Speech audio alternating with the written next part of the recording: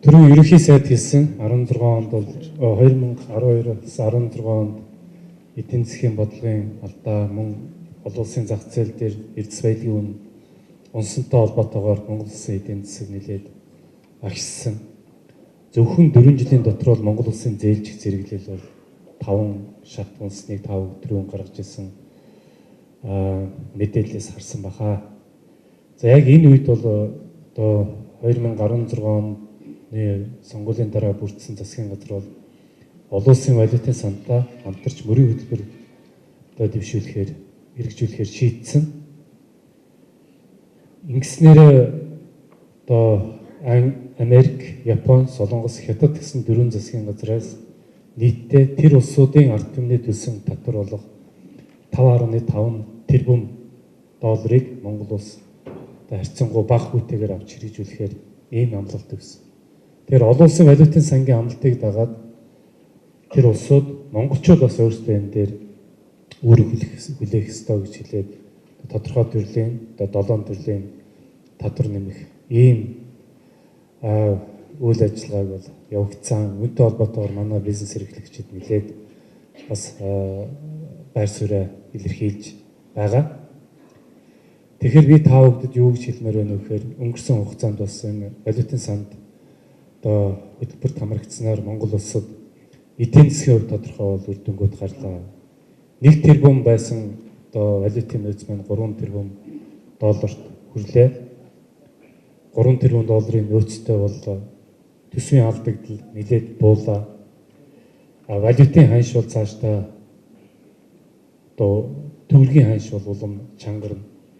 Буухгүй гэдгийг та бүхэнд маш тодорхой юм дээр хэлж байна. Өрийн асуудлууд үндсэндээ бид нар арт талд нь гарч байна. Энэ 18 онд бол Чингис Бондын 500 байсан, Дэмсамын 140 гээд одоо Монгол улсын гадаад үр томхон өргөл 140 сая доллар байгаа. 19-20 онд бол томоохон төлбөрүүд байхгүй. Тэгэхээр дээр нь экспортын орлого бол буурхааргүй. Та бүхэн сайн анзаарч байгаа бол Давост хийгдсэн одоо том уулзалтуудаар олон улсын валютын сан болон дэлхийн томоохон байгууллагууд бүгдээрээ дэлхийн эдийн засгийн өсөлт бол 3 жилдээ өндөр байна гэсэн. 3 жил өндөр байна гэдэг нь үндсэндээ манай эрдэс баялагын өндөр байна гэсэн. Ингэхээр Монгол улсад тэр валютын ханшны эрсдэл болон бусад эрсдлүүд байхгүй болно гэж та бүхэн итгэлтэй байж болно. За үүнтэй холбоотойгоор бид нар бас энэ олон улсын валютын сан болон бусад орнуудын өмнө бас ярьж тохирсон зүйлтэйгээ гэрээ хэлцлүүдийг бид нар хийгээд эхэлсэн байж. Ингээд би нэг татврын хуулиар одоо ерөнхий сайд одоо хөрсгийн одоо өгсөн чиглэлийн дагуу одоо сангийн татврын хууль орчныг одоо өөрчлөх чиглэлээр ажиллаж байгаа. 3 хуулийн дээр өөрчлөлт оруулж.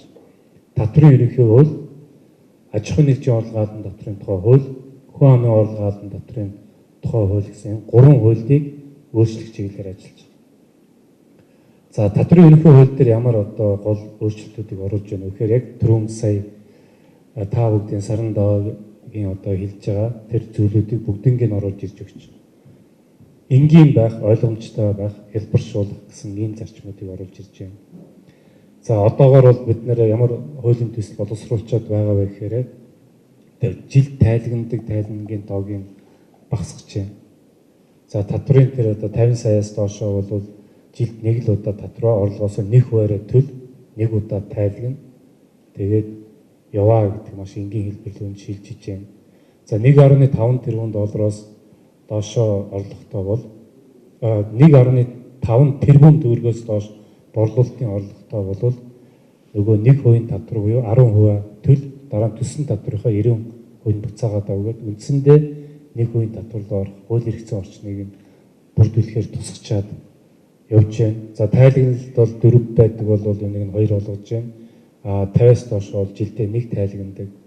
За татврын байцаагчдын хувьд одоо гаргасан янз бүрийн тайлан акт дүгнэлтүүд гаргадаг.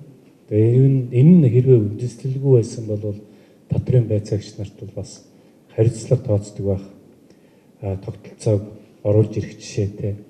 За нэлээд тийм их өргөн дэлгэр хуулийн өөрчлөлтийг оруулж байгаа. За хүн амын орлогын албан татвар дээр ч гэсэн бид нар бол нэлээд өөрчлөлтүүдийг хөнгөвчлөх ийм зүйлүүдийг бол оруулж ирээд явж байгаа. Одоо яг өнөөдрөөс эхлээд олон улсын валютын сантай одоо гэрээ хэлцлийг одоо хийж эхлэхээр одоо хийж эхэлнэ.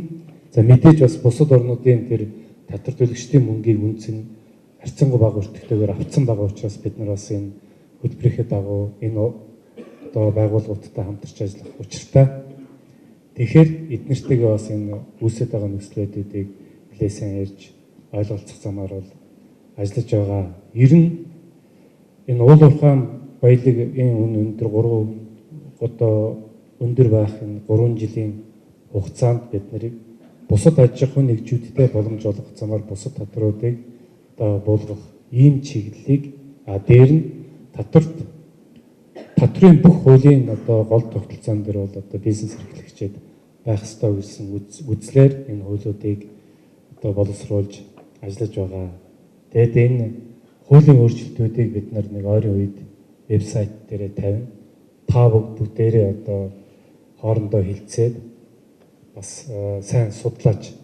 Нэг 7-оос 10 хоног судалсны дараагаар одоо сангийн та бүгдтэй ирж энэ хуулийн хэлцүүлгүүдийг өргөн дэлгэр хийж явнаа гэдгийг би хэлмээр байна. Ингээд энэ хуулийн төслүүдийг гараад ирэх үед та бүгд маань сайн идэвхтэй сайн оролцож өгөөрэй гэдгийг хэлмээр байна. Зүгээр төгсгөлд нь би нэг зүйлийг хэлмээр байна.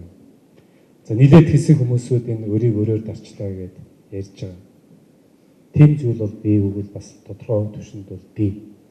Гэхдээ хамгийн гол нь энэ хөрс сүхийн засгийн газрын хөрс сүх ерөнхий сайдаар томилогдсноос хойш бол арилжааны банкудад 1.1 их найдын одоо өрийг бол бид нар төлсөн байна. Гадааддаа 500 сая дахиад дээр нэмээд 140-г 660 сая долларын өрийг мөн ялгаа байхгүй төлсөн байж. За үүнийг төлөхөд бол сая ерөнхий сайд хэлсэн татврын орлого бол 500 тэрбум төгрөгөөр давж биелсэн.